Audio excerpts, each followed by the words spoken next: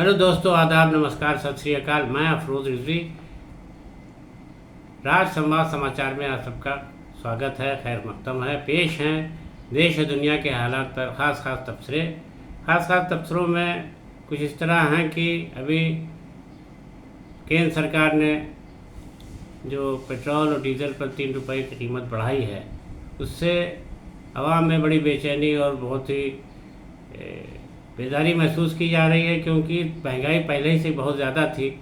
अब आवाम को ये है कि कहने को तो 3 रुपया बढ़ा है, लेकिन इससे जो है महंगाई और ज़्यादा बढ़ेगी और एक भयानक रूप अख्तियार करेगी। पहले ही से खाद्य पदार्थ और दवाओं की हर चीज़ की कीमत आसमान छू रही है। अब आगे और क्या होगा, इसको लेकर के आवाम में बेहद नाराज़गी और आक्रोश जताया जा रहा है।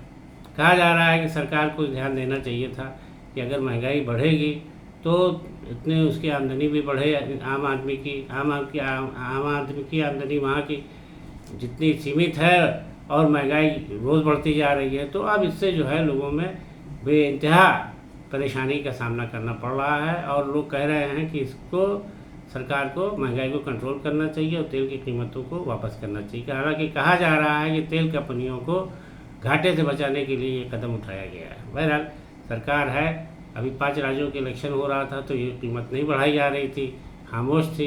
तो कांग्रेस लीडर राहुल गांधी ने पहले ही कहा था कि चुनाव बाद 4 मई के बाद ये कीमत बढ़ जाएगी। तो अब तस्वीर सबके सामने आ गई है।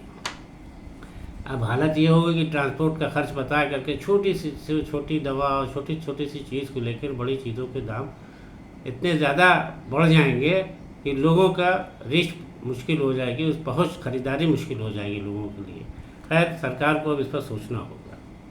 इसके अलावा सुप्रीम कोर्ट ने एक बहुत चौंकाने वाला बयान दिया है। सुप्रीम कोर्ट ने एक मामले की सुनवाई करते हुए कहा कि कुछ बाल नौजवान ऐसे हैं जो काकरोच की तरह से, उनकी तशबीह काकरोच से दे दी और ये कहा कि ऐसे नौजवान जो है न नौकरी पाते हैं, न कोई काम करते हैं, बल्कि वो आरटीआई और सोशल मीडिया के ज़रिए निज़ाम पर नुक्ताचीनी करते हैं, तमाम सवाल उठाते हैं और उसको जो है सिस्टम को, निज़ाम पर हमला करते हैं। तो इस तरीके से सुप्रीम कोर्ट की इस तरीके के बयान पर आने के बाद राजद नेता की तरफ से एक बहुत ही सख्त खत लिखा गया है, जिसमें मनोज झा की तरफ से लिखा गया है कि कोर्ट को इस तरीके की भाषा नौजवानों के लिए इस्तेमाल नहीं करनी चाहिए थी।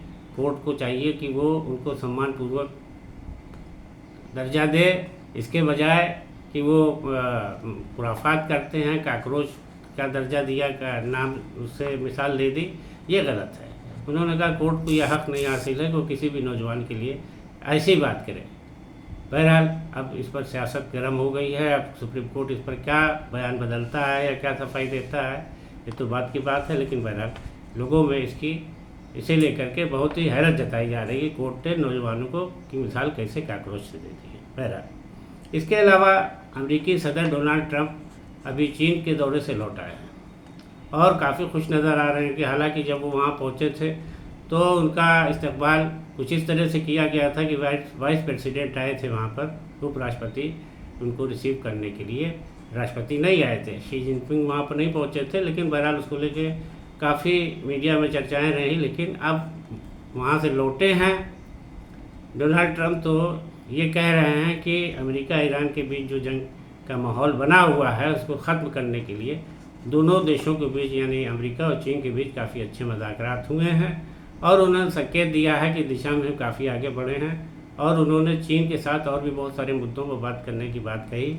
और खुशी का इजहार किया। तो दोस्तों, आज के लिए इतना ही। दीजिए इजाज़त। नमस्कार, आदाब।